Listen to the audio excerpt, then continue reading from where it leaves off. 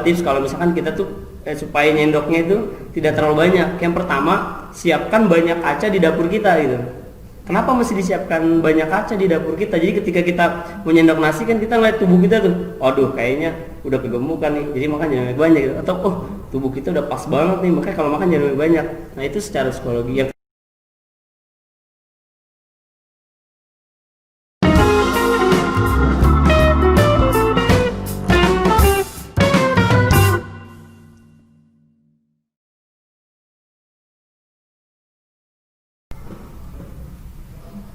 Assalamualaikum warahmatullahi wabarakatuh.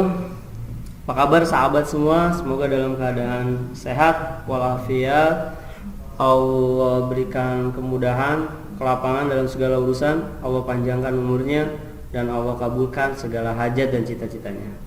Sahabat, hari ini saya akan berbagi kepada Anda semua mengenai satu tips yang sangat dahsyat. Wah, karena ini menyangkut kesehatan tubuh dan fisik kita, namun kita tetap bisa produktif gitu kan.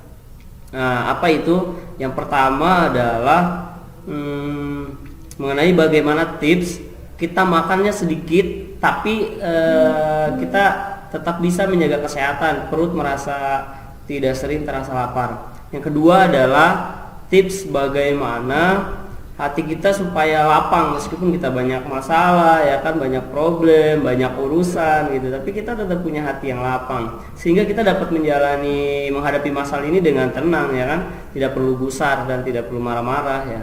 Yang ketiga adalah bagaimana kita tidur sedikit tapi kita masih bisa tetap aktivitas di pagi atau siang hari gitu, tidak merasa begitu ngantuk gitu.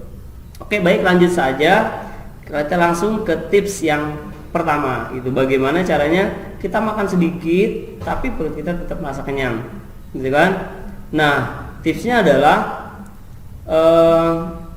yang pertama, kita sebelum makan biasakan membaca surat Alam Nasroh Laka Sodroh 3 atau 7 kali.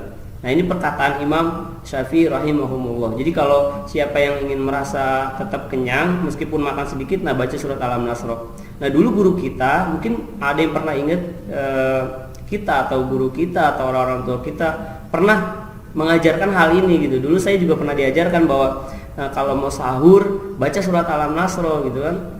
Waktu itu saya belum ngerti, kata ibu saya sih biar supaya kita kuat aja gitu. Tapi itu dalam masa pembelajaran ya, tapi kalau kita sudah dewasa ya sahur nggak perlu baca itu lagi. Karena apa? Puasa itu yang paling nikmat adalah kalau kita ngerasa lapar. Kalau kita puasa tapi kita nggak ngerasa lapar, kita tidak akan bisa merasakan bagaimana nasib atau keadaan orang-orang lapar di sekitar kita. Akhirnya kita kurang peka gitu. Nah, tips ini penting ya kan buat kalian yang pengen diet ya, dengan makan sedikit tapi tetap teratur ya kan. Nah, tidak banyak ngemil. Nah, ini baca surat Alam Nasroh gitu. Insya Allah kita tetap sehat kok, kita tetap bisa kuat dah gitu. Jadi tidak perlu diet yang macam-macam gitu, cukup melaksanakan ini aja. Apalagi kalau misalkan kita hanya makan tidak terlalu banyak makan yang karbohidrat gitu. Misalkan makan nasi, kita cukup makan nasi di siang hari aja gitu kan. Pagi kita buka dengan sarapan, minum madu dengan kurma gitu kan. Nanti siang kita baru makan, nah malam kita nggak usah makan. Kalaupun kita harus makan, nah ini tips dari saya, kalaupun kita harus makan, kita jangan makan setelah lewat isya gitu. Paling maksimal banget ba'da maghrib lah gitu. Karena makan di malam hari ini tidak sehat gitu. Itu akan membuat kita lebih mengantuk gitu karena makan yang terlalu banyak gitu. Makanya Nabi itu tidak ada aktivitas di setelah sholat isya, apalagi makan gitu. Kalau kita terpaksa makan, ya makanlah yang makan ringan gitu. Itu juga tips dari saya gitu. Nah, secara ilmu psikologi ada dua tips kalau misalkan kita tuh supaya nyendoknya itu tidak terlalu banyak. Yang pertama, siapkan banyak kaca di dapur kita gitu. Kenapa mesti disiapkan banyak kaca di dapur kita? Jadi ketika kita menyendok nasi kan kita ngeliat tubuh kita tuh, aduh kayaknya udah kegemukan nih, jadi makan jangan banyak gitu. Atau oh tubuh kita udah pas banget nih, makanya kalau makan jangan banyak. Nah, itu secara psikologi. Yang kedua adalah sediakan piring yang kecil di rumah, jangan piring yang besar gitu. Kalau piring besar secara psikologi kita Nyendok kan masih bisa banyak, tapi kalau piring kita kecil, nah kita biasanya nyendok sesuai aja gitu kan. Jadi tapi jangan piring kecil terus ada mangkoknya, ada piring-piring lainnya gitu. Jadi tetap satu. Nah itu kalau dari keilmuan psikologi yang saya tahu dari pakar psikologi. Nah tips yang kedua adalah bagaimana kita tidurnya sedikit, tapi kita tidak merasa ngantuk di siang hari atau di pagi harinya. Ya mungkin kalau ngantuk ya biasa lah, itu normal. Yaitu kita diperintahkan untuk baca surat Al-Insyirah atau surat Alam Nasroh itu sebanyak 7 sampai 3 kali, 3 atau 7 kali sebelum tidur gitu. Nah insya Allah kita akan diberikan kekuatan menahan ngantuk di pagi harinya gitu. Nah coba kalau kita lihat para ulama-ulama kita atau Nabi Muhammad lah, Nabi Muhammad itu tidur setelah sholat isya.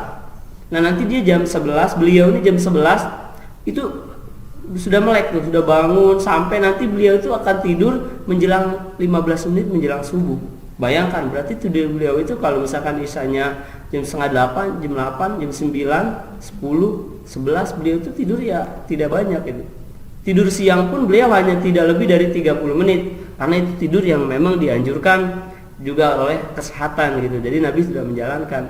Nah ulama-ulama kita tidur tidak banyak tapi kelihatannya fit aja dalam. Nah itu juga sebuah tips gitu untuk kita tidurnya sedikit tapi tetap sehat gitu. Tapi ingat ya, kalaupun kita mesti bergadang, mesti bangun di malam hari ya, itu untuk hal-hal yang produktif, bukan sekedar ngobrol, bukan sekedar hal yang sia-sia. Jadi mungkin banyak makan, jadi banyak aktivitas yang tidak produktif, membuat tubuh kita tidak sehat. Ingat tubuh kita juga butuh istirahat kan.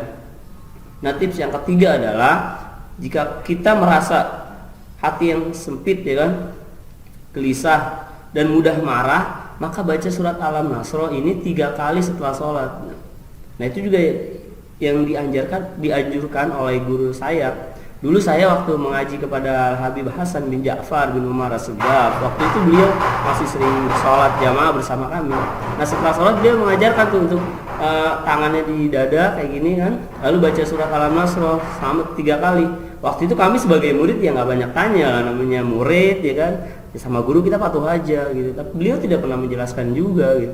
Akhirnya saya tahu dari yang lain, ternyata juga seorang ulama besar yaitu Kiai Asrori Ishaqi juga menganjurkan hal yang sama. Jadi kalau kita mau jadi orang yang tidak mudah marah, ya penting ya ketika marah menahan emosi ini penting. Dalam keadaan apapun emosi tidak boleh mengalahkan diri kita gitu. Ini hadisnya adalah la taqdub walakal jannah. Janganlah kamu marah maka bagimu surga. Gitu.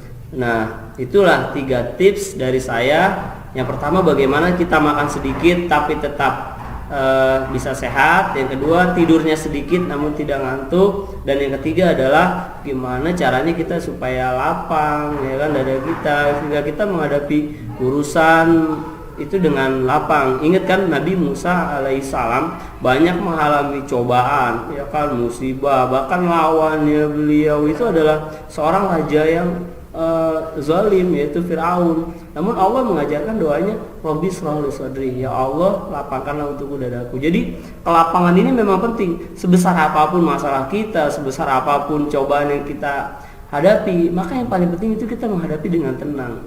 Nah jadi kunci yang terakhir adalah mohonlah pertolongan kepada Allah Subhanahu wa taala. Semoga Allah terus membersamai kita dalam setiap aktivitas kita, karena tanpa Allah kita tidak berdaya apa-apa gitu. Amalan yang tadi kita lakukan pun itu hanya semata-mata kita meminta kepada Allah gitu. Baik, itulah 3 tips dari saya buat teman-teman semua, semoga bermanfaat. Sampai jumpa di channel saya dan di video-video saya selanjutnya, semoga bermanfaat. Dan saya minta kritik dan saran dari sahabat semua demi kemajuan channel ini. Terima kasih. Wassalamualaikum warahmatullahi wabarakatuh. Salam sukses.